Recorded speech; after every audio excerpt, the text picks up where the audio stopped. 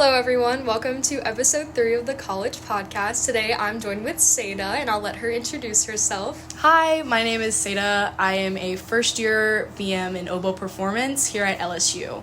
Awesome. So how are you liking LSU so far in your first year? It's a lot of fun coming from a place. So I'm from Tallahassee, Florida, so I grew up with FSU right there. So going from the difference between that college campus and being around like that college life versus this college life has been really cool. And I'm really enjoying Louisiana as a whole, so It's been really fun. Yeah, so why didn't you choose to go somewhere in your hometown? I think primarily because I kind of wanted to get out of my hometown.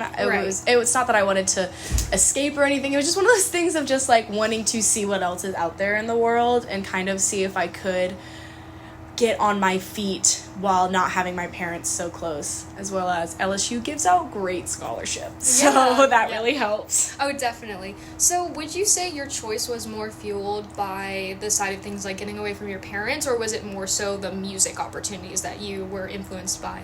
Definitely the music opportunities, as well as money is obviously a big thing.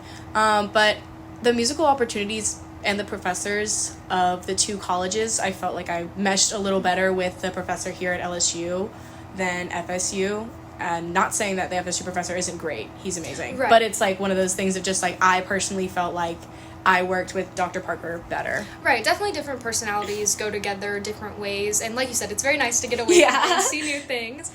So kind of going into that, how has your social life kind of changed since coming here? Well, I think coming from out of state, it was kind of hard to find my balance and find friends at first.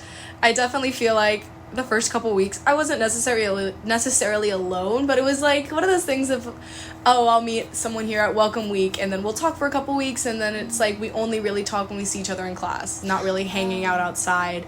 But I kind of put myself out there. I started joining clubs. I started doing some more extracurricular things and was like, oh, hey, this is how I can actually meet people. And so I started finding people, and I feel now that coming up on the end of spring semester, I actually have a good, solid little friend group and people that I can reach out to, which is really nice. That's awesome. It's good to hear that you've kind of found your place here in the midst of all the chaos. And speaking of chaos, so how has your balance looked with social life? You know, you saying you're in a lot of clubs. How does that work with being a music major?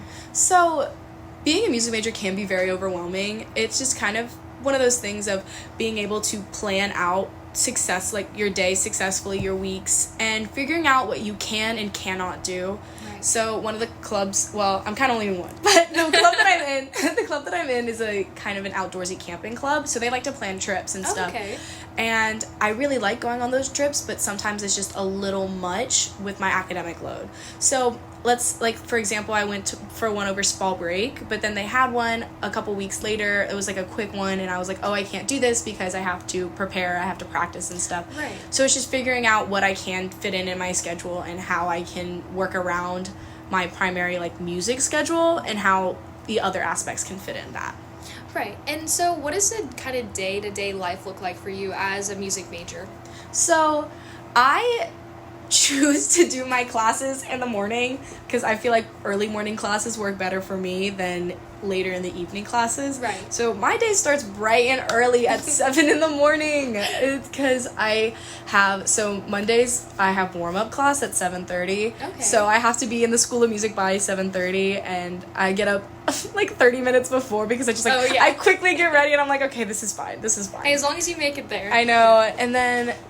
And then I have 8:30s and 8 a.m.s the rest of the week. So I have like an early class, and then typically I have a break, so I'll go eat something. I've been going to the Union a lot, because you can just use Paul points there, which is like fake money.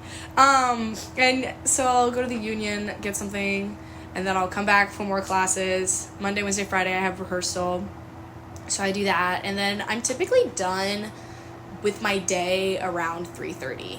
Oh, that's pretty nice. Pretty on average throughout the week. Okay, and so how is your job situation looking? Oh, yes. I work with LSU. I am a social media intern for them, so working with them is very lenient, thankfully, because it is an on-campus job, so they really try and work around your class schedule as best as you can.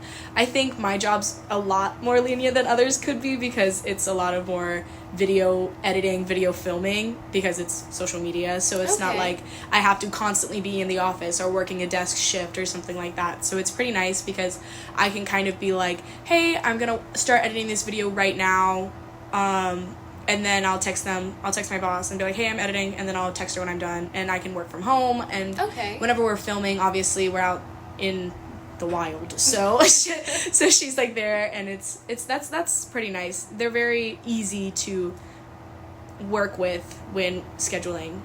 That's awesome. So you would say you're probably working more from home or like from somewhere remote? Yeah, I would definitely say that. I worked more in office first semester, but the office is only open from 8 to 4, and I think my spring semester course load has been a lot more than my fall semester, so I haven't been able to go into the office as much as I did. Right. It's nice to have that option and flexibility for sure. Going on to that, how did you find out about this program that LSU did? Because I know a lot of first-year students especially don't know about things going on, so how did you find out about that? So, finding out about on-campus jobs and a lot of that, I knew coming into this that I would want to probably work a job. One, need money because finances are hard, and two, I knew that I don't sit still easy. So I was like, oh, I like being busy. I like having things to do. And so during Welcome Week, we had Dr. Rachel Aker come in, and she's the career counsel person for the School of Music. She came in and talked to us all about, like, how to get a job, what getting a job looks like, resume building, all of that. And she introduced us to what LSU uses, Handshake, to, like, look for jobs listings. And I literally one day just kind of logged on and started scrolling. And I was like, what looks like something I could possibly do? Yeah, something that caught your eye. Right. Something I could do that would be not too much time, but something that looked easy enough to do while being a music major. Right. And I found being a social media intern was that, and it's really nice that I did get the interview, get the job, because I remember having to write a resume was hard because I had never really worked a real job before, and so writing a resume was fun. I think it was good practice too, stuff like that. Cool, awesome.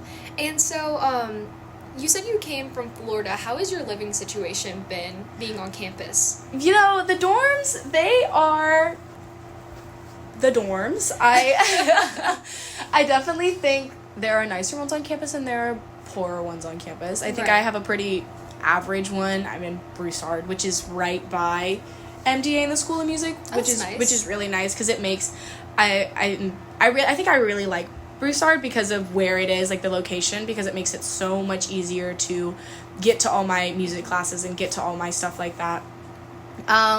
But next year I'm in an apartment off campus, so awesome. that'll be a little different having to commute back and forth, but I'll figure it out, you know? Yeah, definitely. I mean, there's pros and cons for sure. You'll have more space versus, you have to drive sometimes, but I think that's a good plan to have. Yeah.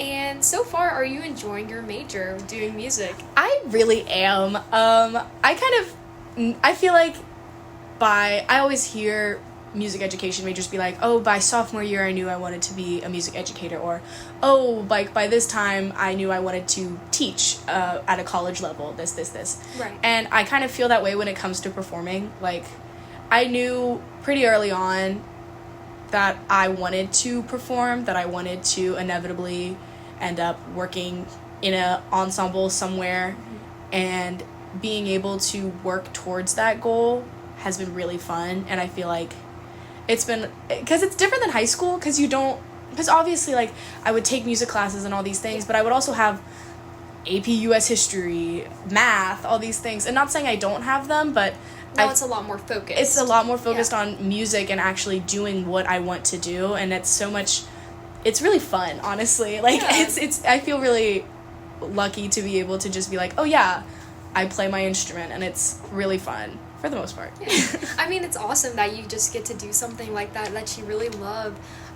So kind of going on to that a little bit more, has there been anything that's been unexpected about being a music major? Something you didn't think you would have to do, or something that you really like doing that you didn't know you were gonna do?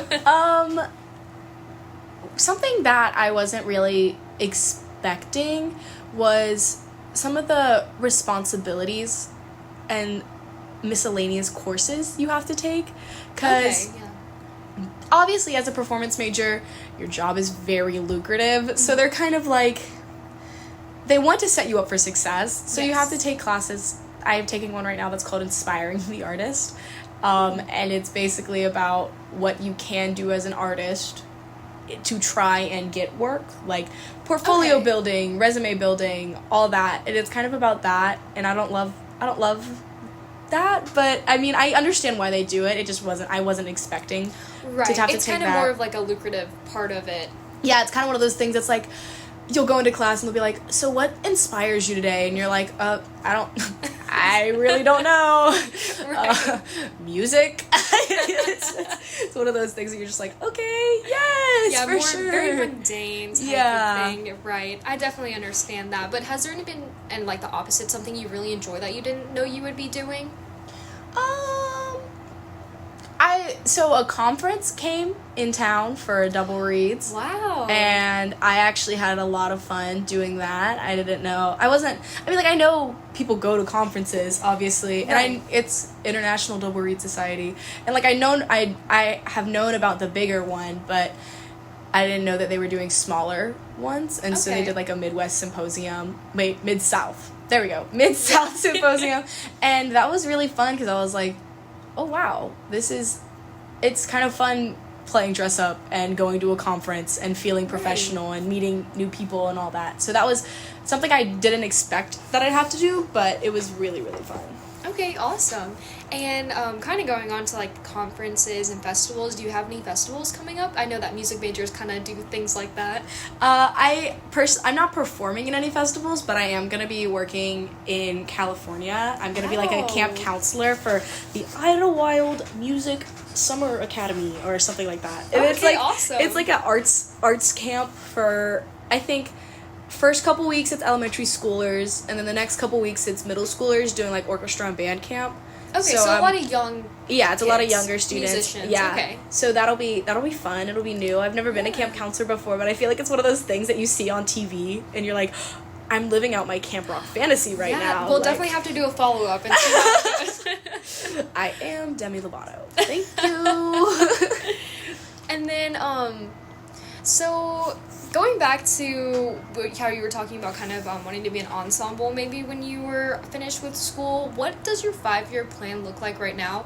And then how is your career plan looking on top of that? So right now, it's definitely finish my undergrad. Right. Because that's the next 3 years. And career-wise, hopefully, obviously the older I get, the more gigs I feel like Dr. Parker, my professor, will reach out and be like, hey, do you want to do this? Right, more opportunities. Yeah, because I know he definitely, I've already gotten like 2 as a freshman, which has been really fun. And I think the older I get, the more he'll be like, I think I can trust you. Yes. Right, kind of comes with like experience, right. And even just having those opportunities more. So hopefully more of those opportunities and those experiences, as well as after I graduate, I hope to go to a master's program. I don't 100% know if I want to go because I know some musicians will go conservatory, some will stay in public schooling.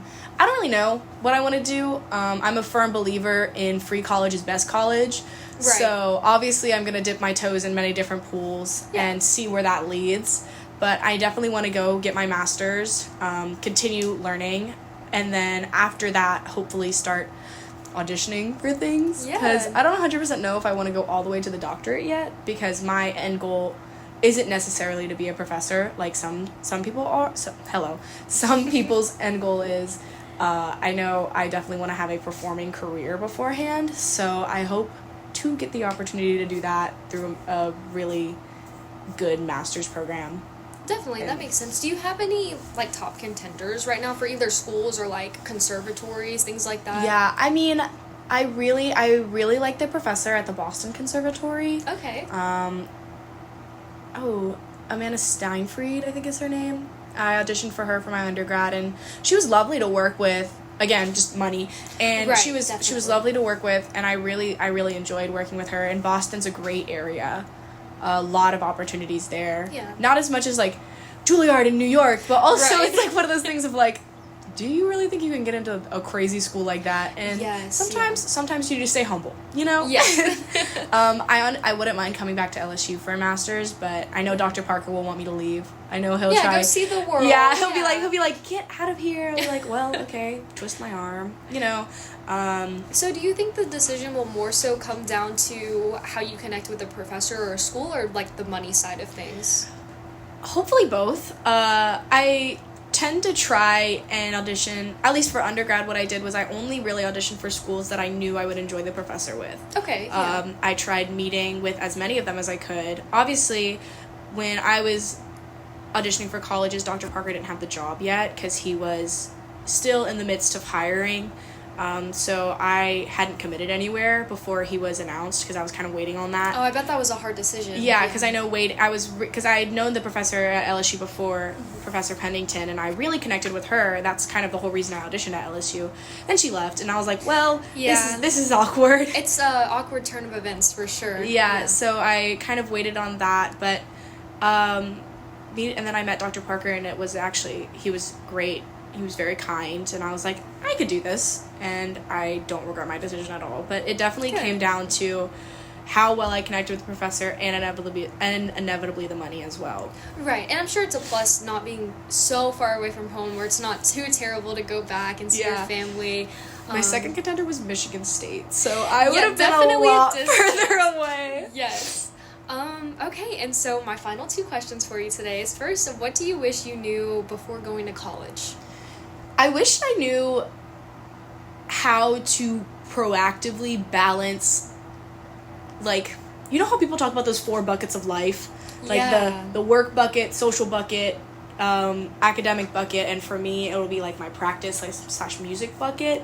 I wish I could figure out how to productively balance those correctly. I think I finally figured it out, you know, Yeah. second to last week of school, and I finally feel like I'm there, but it's just kind of like figuring out how much I need to take out of this bucket to go into this one, you know, how much can I actually do a work project when I have a school project due in a week, you know, and it's figuring out how to balance those, and I kind of wish I knew how to do that a little better, but Okay.